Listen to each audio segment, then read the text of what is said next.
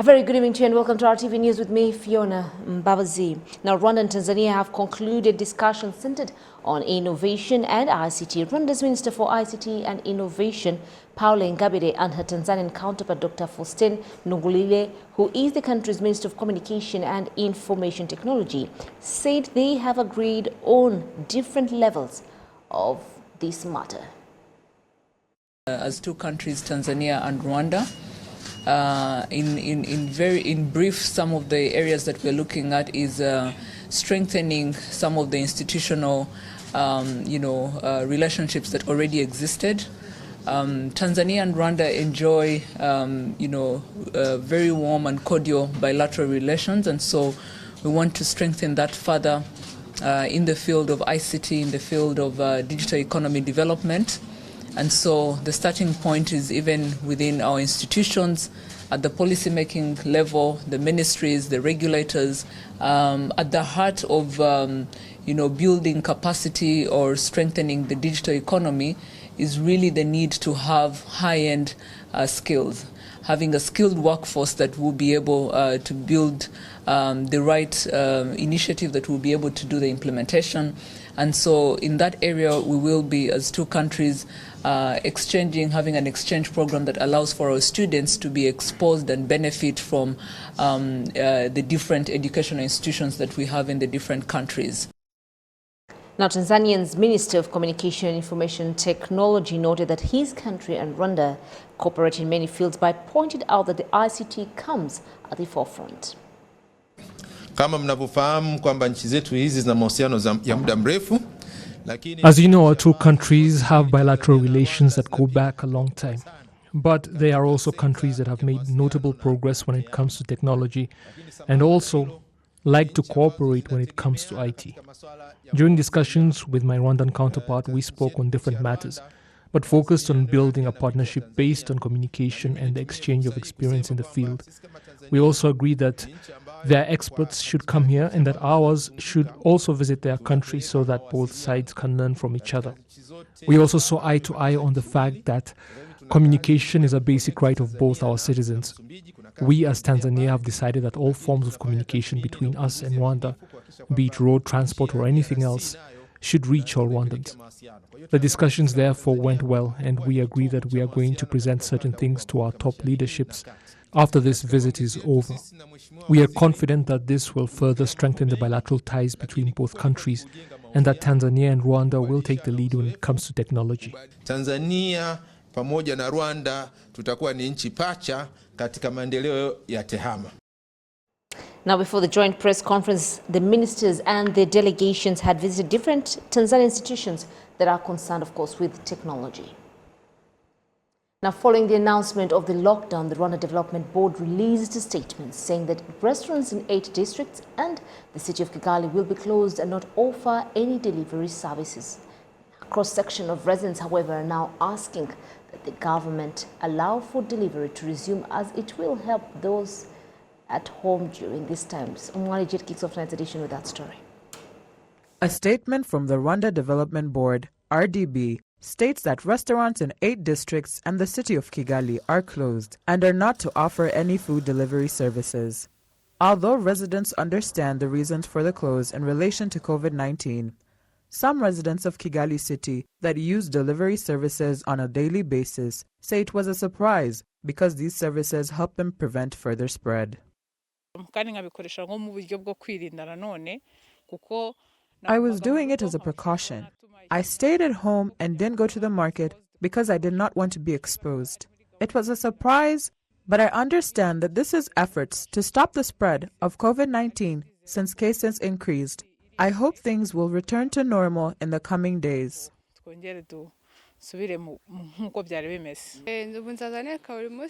This means I will not have to prepare meals every single day because what I would have wanted cannot be sent here or picked up by anyone, seeing as restaurants will be closed. The announcement, however, acknowledges that the supply of market food or other basic products continues during the lockdown, which is something some online businesses say they will extend strict measures to.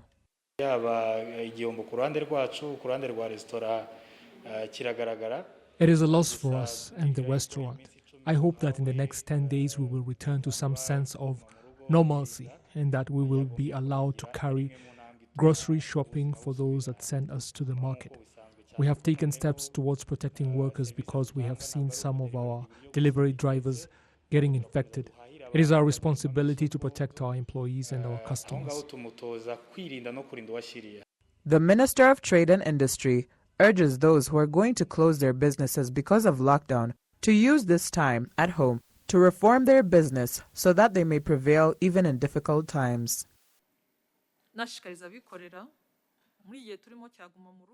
I urge traders to use this time at home to think of other ways to do business, all of which is the process of finding a way to continue the business even in difficult times.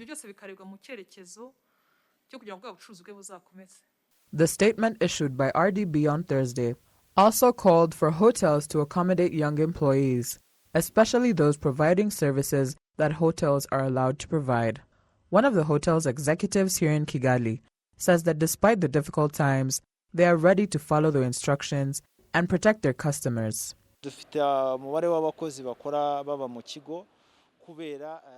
We have a large number of employees who live in the hotel so that even in difficult times our customers are getting service. We are doing our best not to infect our hotel. The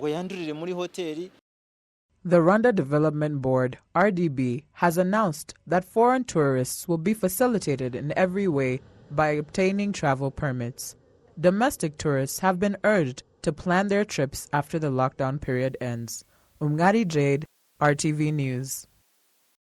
Officials from the International Association of the Francophone mayors have noted that the way Rwanda has put in a lot of effort in fighting the COVID-19 pandemic has shown that it can be defeated. Now, this comes as Kigali prepares to host the association's 41st Congress. As Kigali develops, all can see the benefits such progress brings, but there are those who are worried that they will not be able to afford to remain in the city for much longer. I do not believe I will be able to live here in 5 years because it will be very expensive. I will go and live across that valley in the place they call Gikomero. Some people will have the means to live in the city, and those who do not will have to go elsewhere, to other places that are more affordable. This will be among the issues to be discussed during the 41st Congress of the International Association of Francophone Mayors here in Kigali. On doit s'assurer effectivement que la mise en place du plan directeur qui change la vie de Kigali, nous l'avons. We must effectively ensure that the master plan that is to transform Kigali between 2020 and 2050 is implemented in such a way that no one is left out.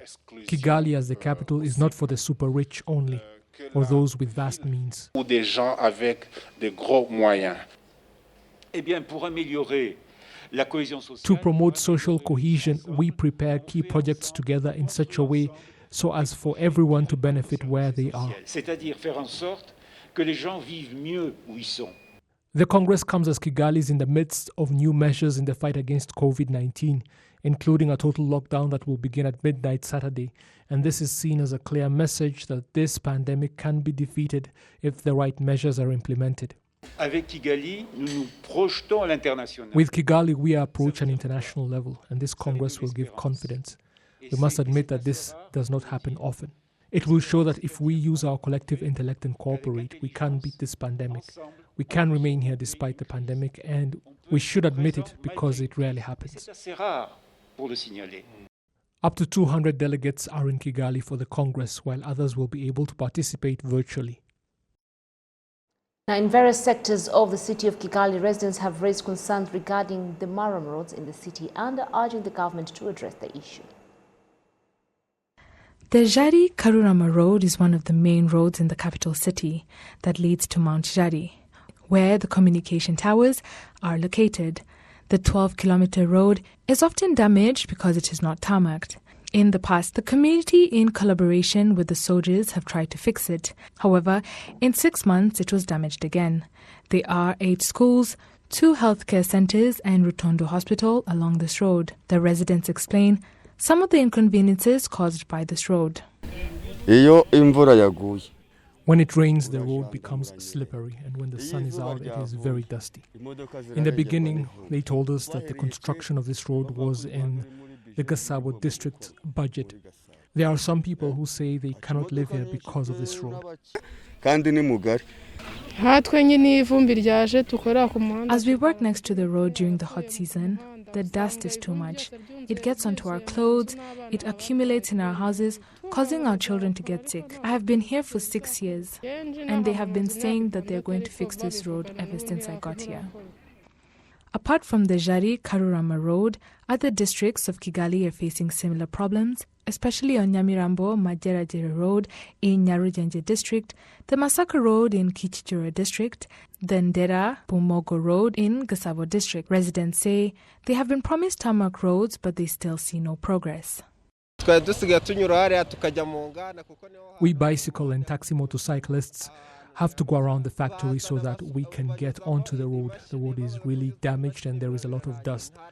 They said they would fix the road for us, but it has been a while.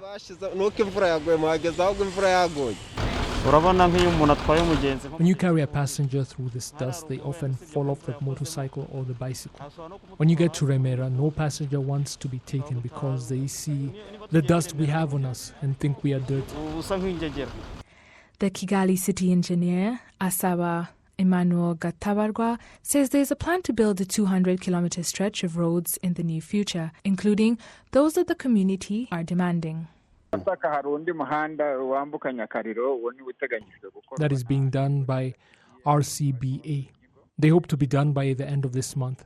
Then after that, they will move on to the road to Bugesera, and the road that you mentioned that leads to Jari is included in the Kigali infrastructure project. This project is divided into 6 categories, and the first one has begun. The second category will begin in September or October, and the Jari road is in the 4th category and will be done when the time comes.